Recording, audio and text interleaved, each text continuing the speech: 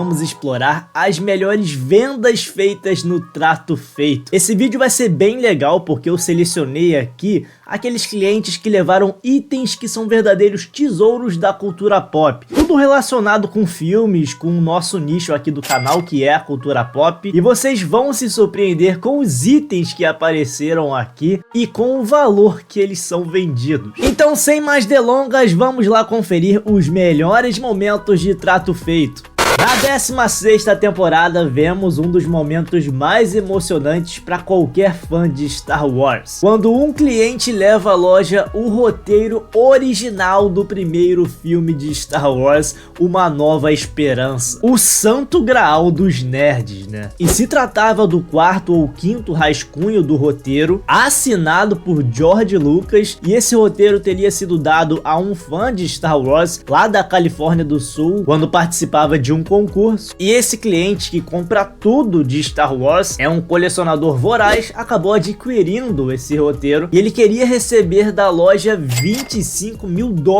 por ele. Rick então convoca um especialista, né, em Star Wars e em autógrafos. Esse especialista chega à conclusão que a assinatura é real, mas que não tem nenhuma comprovação, tipo por carimbo, que aquele roteiro realmente teria sido usado por George Lucas, e que pode então ser uma cópia perfeita do roteiro com o autógrafo de George Lucas, o que é bem diferente. E então ele avalia aquele roteiro ali em $2 mil, o que é muito menos que $25 mil, né? Rick então oferece $1.000, né? Menos ainda, e o cliente então recusa e o trato não é feito. Na 8ª temporada, vemos um dos veículos mais incríveis e icônicos da cultura pop. O DeLorean, de Volta para o Futuro, também apareceu no programa. Embora não tenha sido o carro real usado nas filmagens, essa réplica foi recriada com uma incrível precisão pelo cliente, com direito ao capacitor de fluxo, aquele icônico motor, o circuito ali podendo mudar as datas e até mesmo o almanaque de esportes. Então ficou bem fiel mesmo, bem legal. Rick então topa dar uma olhada no DeLorean e quer dar um rolê dentro do carro. E eles dão uma volta com o carro, né, e chegam à conclusão que visualmente o carro é perfeito, está bem fiel, mas mecanicamente estava bem complicado, né, porque são peças do passado, embora pareçam futurísticas, são peças bem antigas, né. E o cliente até se defende dizendo que ele não imaginava ninguém dirigindo aquele carro, né, ele só montou com aqueles adereços para aparecer com o filme, mas não imaginava que alguém iria dirigi-lo. E ele ainda diz que vê essas réplicas do DeLorean sendo vendidos por $100 mil, então ele pede 80 mil naquele carro. Só que Rick oferece apenas $10 mil porque mecanicamente falando o carro estava bem precário, acha que não valeria a pena. O cliente recusa essa contraproposta, fica triste, mas o acordo não é feito. Na 16ª temporada, vemos a pistola usada pelo vilão do filme 007 GoldenEye, estrelado por Pierce Brosnan. A pistola clássica Walther PPK. Uma pepeca? Você sabe o que é pepeca? Uma arma icônica que foi usada em vários filmes da franquia. Uma peça bem interessante usada em um dos filmes mais populares do espião britânico criado por Ian Fleming. E o cliente, então dono da arma, pede $3 mil, afirmando que aquele objeto teria sido usado no filme mesmo. Rick então chama um especialista para analisar, que chega à seguinte conclusão, né, baseado nos métodos de autentificação dele, que aquela teria sido um dos projetos de arma para o filme, né, tipo um teste. E ele compara por fotos com a arma realmente do filme e a gente nota algumas diferenças bem visíveis. E nessas condições, Rick então desiste de tentar fazer negócio. Em um dos episódios da 7ª temporada, vemos vários itens de Chuck, o brinquedo assassino, o boneco do voodoo, a faca, o amuleto, o martelo, vários itens de Chuck, assustadores assim e bem maneiros, e que supostamente, segundo o cliente, teriam saído diretamente do set de filmagem. Ele era assistente de produção do filme lá na época de lançamento, e ele leva a cópia dos créditos do filme para comprovar que ele estava presente na produção. Rick oferece então 1.500, por se tratar de filmes de terror e não filmes tão populares populares assim como Cidadão Kane ou filmes tão importantes, então não valeria tanto. O cliente tenta argumentar, né, dizendo que há muitos fãs de terror querendo ter esses itens na sua coleção. Rick então balança com esse argumento e acaba subindo a sua proposta, né? Ele é convencido, ele sobe a proposta para 2.000 e o cliente então aceita e o trato é feito. Na 13ª temporada vemos também um dos itens mais legais também, cara, eu queria ter isso. Onde um cliente leva à loja a cortina de banho assinada por Anthony Perkins do filme Psicose. Pra quem não sabe, esse filme tem a cena mais icônica de terror do cinema, né? A cena do chuveiro lá em Psicose dos anos 60. Nesse filme, Hitchcock levou praticamente uma semana pra dirigir só essa cena, na qual a gente não vê a personagem ser esfaqueada e só vemos o sangue escorrendo pelo ralo. E uma curiosidade, esse sangue na época era na verdade xarope de chocolate. Voltando ao programa, o cliente explica que ganhou essa cortina em um concurso que ele participou lá em San Diego, onde Anthony Perkins estava presente para falar sobre a direção dele em Psicose 3. Ele então conseguiu o autógrafo do ator e ele estava pedindo ali na loja cerca de $400, o que parecia ser um valor bem razoável. Então o analista de autógrafos entra em cena e comenta, né, que Anthony Perkins morreu em 92, o que já dá uma valorizada. Ele analisa a assinatura, as tintas, as letras e sem dúvidas conclui que o autógrafo é verdadeiro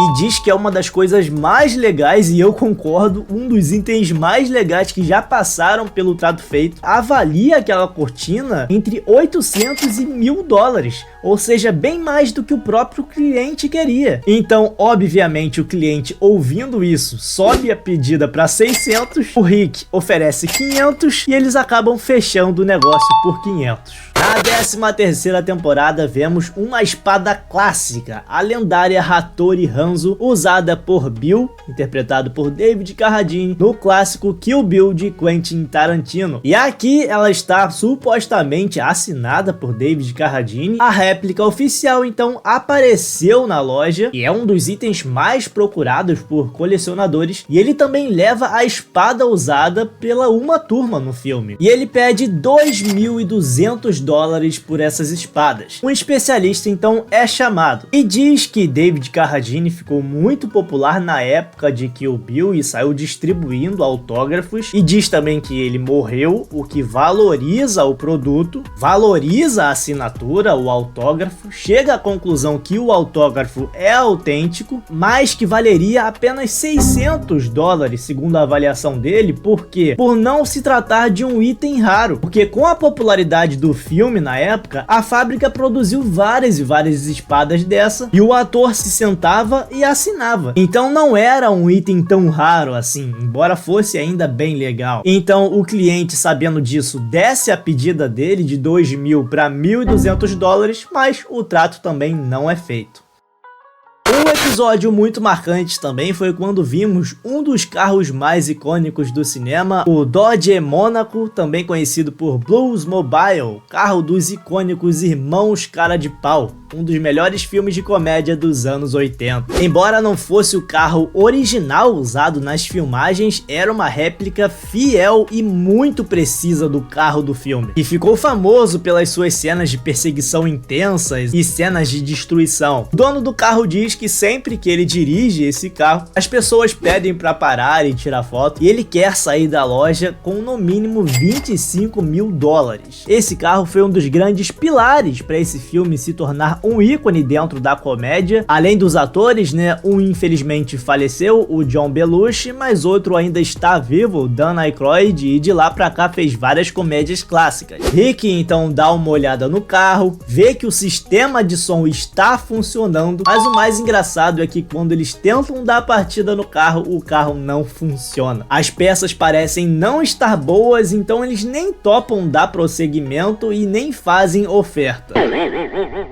Em um dos melhores episódios, Rick e Corey tentam esconder a empolgação quando um dos clientes leva um chapéu que supostamente teria sido usado pelo rei dos filmes de faroeste, John Wayne, no clássico filme O Homem que Matou o Facínora de 1962. O chapéu parecia bem conservado e o cliente então mostra um contrato ali para comprovar a veracidade do produto. Foi dado a um amigo de John Wayne que trabalhava na Paramount depois do filme e que ele então teria adquirido desse amigo do John Wayne. E o chapéu está tão interessante que mostra até o respingo de tinta causado pelo aquele soco que James Stewart dá na famosa cena do soco presente no filme. Vale lembrar também que tanto John Wayne quanto James Stewart já faleceram, o que traz uma valorização, e o cliente então pede 95 mil pelo produto. Então é chamado o especialista, que é nada mais nada menos que o filho de John Wayne, e ele de cara já diz que o tamanho do chapéu parecia não ser o certo e pequeno para John Wayne. Ele mostra a foto de John Wayne no filme e a gente consegue perceber que há um espaço entre a testa e o chapéu de John Wayne, e ele usava aquele chapéu ali folgado praticamente, muito confortável. E ele diz também que aquele tipo de chapéu não encolhe conforme o tempo, então isso deveria ser um complicador, e também ele diz que a aba do chapéu parece bem questionável. Chega a uma conclusão que não valeria pagar um alto custo, no valor de 95 mil dólares, sem saber se o produto era autêntico ou não, e aconselham ao cliente tentar trazer ainda mais autenticidade para aquele produto, para quem sabe no futuro a venda aconteça.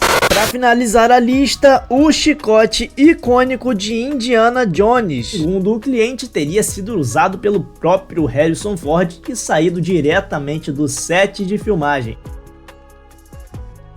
Esse é de fato um dos itens mais icônicos e um dos acessórios mais reconhecíveis do cinema. E o cliente teria comprado ele de um dublê que teria usado o chicote no filme, só que ele não tem nenhuma comprovação ou nenhuma autenticação. Ele tem apenas o recibo e ele pede então 15 mil dólares. É chamado então um especialista para analisar, e é muito interessante essa parte, porque esse especialista trabalhou por anos, por décadas, fornecendo acessórios para muitos filmes. Ele faz uma análise completa do chicote, afirmando que aquele chicote ali daquele cliente é um dos melhores do mundo, e que, se comprovado que teria passado nas mãos de Harrison Ford, valeria entre 30 e 40 mil, ou seja, jogou o valor lá para cima. O cliente então fica muito feliz, se empolga, mas é por pouco tempo, porque o especialista conclui o seguinte: é possível sim que o chicote estivesse no set de filmagem, mas que não teria sido usado pelo Indiana Jones por Harrison Ford, porque na época foi usado um cabo mais longo e um chicote mais escuro para todas as cenas de ação do filme, e que aquele poderia ter sido apenas um chicote reserva para dublês e que não estaria no filme. Então rola aquela decepção,